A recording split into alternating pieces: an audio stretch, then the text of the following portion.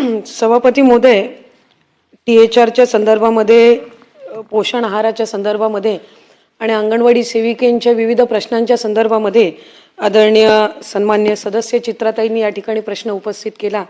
खरं तर THR हा ड्राय रॅशन स्वरूपामध्ये पुरवण्यात येऊ नये असं केंद्र शासनाने त्या ठिकाणी सूचित केल्यामुळे THR हा मायक्रो न्यूट्रिएंट फॉर्टिफाईड प्रीमिक्स या स्वरूपामध्ये जे काही केंद्र शासनाने आणि केंद्राच्या महिला व बालविकास विभागाने जे काही नियम आणि निकष 12 सप्टेंबर 2022 रोजी त्या ठिकाणी दिले, त्यानुसार त्याच्यामध्ये प्रोटीनचं काय कंटेंट असलं पाहिजे, विटॅमिनचं काय कंटेंट असलं पाहिजे, यानुसार ते देण्यात येतं। आणि म्हणून 2023-24 पासून THR पद्धतीनं त्या ठिकाणी हे प्रीमिक्स जे आहेत ते देण्याची सुरुवात झाली। खरं तर त्या संदर्भामध्ये मधल्या कालावधीमध्ये आम्ही सगळ्यांनी सुद्धा आढावा घेतला आणि सन्मान्य चित्राताईंनी जसे प्रश्न उपस्थित केले तसे आणखीन काही सन्मान्य सदस्यांच्या सुद्धा त्या संदर्भातल्या सूचना आलेल्या आहेत। मी सुद्धा ज्या वेळेला अंगणवाड्यांना भेट दिली त्यावेळेला तिथल्याही अंगणवाडी सेविका आणि मदतनीस यांच्याकडून काही सूचना आल्या। मी सुद्धा ते दिलं जाणारं प्रीमिक्स जे आहे ते प्रत्येक ठिकाणचं किमान 4-4, 5-5 ठिकाणचं मी सुद्धा त्या संदर्भामध्ये त्याची अगदी टेस्टिंग करून आम्ही त्या सगळ्या गोष्टी फेर तपास किंवा त्याची सगळी जी माहिती आहे ती त्यानुसार घेतली।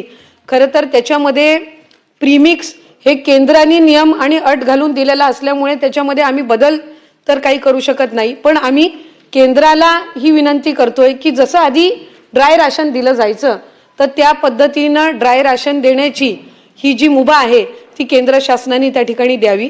पण ती मिळेस्तोवर या आपण ज्या काही त्याच्यामध्ये सूचना दिलेल्या आहेत, जसं त्याचं रेसिपीमध्ये काही बदल करता येईल का, तेलाचा त्याच्यामध्ये जो काही आपल्याला वास येतो आणि त्याच्यामुळे त्या चवीमुळे ते लहान मुलांकडून ते बालकांकडून खाल्लं जात नाही, तर त्या संदर्भातल्या आपण ज्या काही सूचना दिल्यात त्याच्यामध्ये जवळपास 1.5 ते 2 महिन्यापासून विभाग म्हणून आम्ही सुद्धा काम करत आहोत आणि त्याच्यामध्ये ती सुधारणा आणण्याचा आपला प्रयत्न आहे। त्याची कुठेही त्याचा जो न्यूट्रिएंट व्हॅल्यू आहे ही कमी न होता ते चविष्ट कसं झालं पाहिजे आणि त्याच्यामध्ये आपण म्हटल्याप्रमाणे साधारणपणे 2 महिन्याचा कालावधी असतो, तर तो आणखीन कसा कमी करता येईल त्यासाठी आम्ही विभाग म्हणून त्या ठिकाणी प्रयत्नशील आहोत। या व्यतिरिक्त आपण अंगणवाडी सेविकांबद्दल काही प्रश्न उपस्थित केलेत। खरं तर स्मार्टफोन हा त्यांचा गेल्या अनेक वर्षांपासूनचा प्रलंबित विषय होता, पण गेल्या वर्षी आम्ही गेल्या अनेक वर्षांपासून प्रलंबित असणारा तो त्यांचा विषय त्या ठिकाणी मार्गी लावला। पण 4G त्यांना उपलब्ध करून दिलेला आहे, त्याच्यामध्ये आणखीन काही अपग्रेड करता येईल का, तर त्या संदर्भामध्ये सुद्धा विभाग योग्य ती पावलं ही त्या ठिकाणी उचलतील। FRSच्या संदर्भामध्ये खरं तर आपण या ठिकाणी प्रश्न उपस्थित किंवा आपण काही सूचना मांडल्यात। THR डिस्ट्रीब्युशन जे FRSच्या माध्यमातून होतं त्याच्यामध्ये साधारणपणे जानेवारी 2026चा जो रिपोर्ट आहे त्याच्यामध्ये 85% अधिक ही त्याच्यामध्ये जी काही नोंदणी आहे ती त्या ठिकाणी झालेली आहे। त्याच्यामुळे या सगळ्या परिस्थितीमध्ये आम्ही अधिकाधिक हा आहार पोचवून त्या मुलांना पोषण आहार वेळेत मिळणं, त्या बालकांना आणि कुपोषणाचं प्रमाण हे कमी करणं यावर अधिकाधिक लक्ष केंद्रित करत आहोत।